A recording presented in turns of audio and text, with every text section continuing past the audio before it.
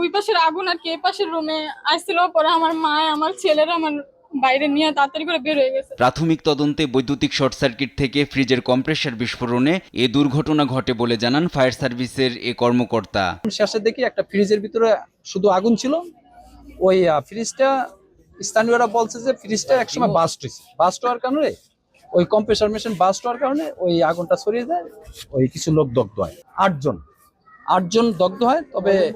তবে বৈদ্যুতিক গোলযোগের কারণেই আগুনের সূত্রপাত হয়েছে। গুরুতর দগ্ধদের এলাকাবাসী, পুলিশ ও ফায়ার সার্ভিসের লোকজন উদ্ধার করে ঢাকার জাতীয় বার্ন ইনস্টিটিউটে ভর্তি করে।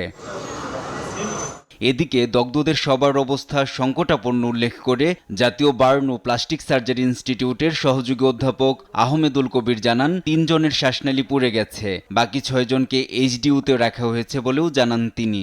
আমরা ৬ জনকে এইচডিইউতে পাঠিয়েছি, বাকি 2 জন অবজারভেশন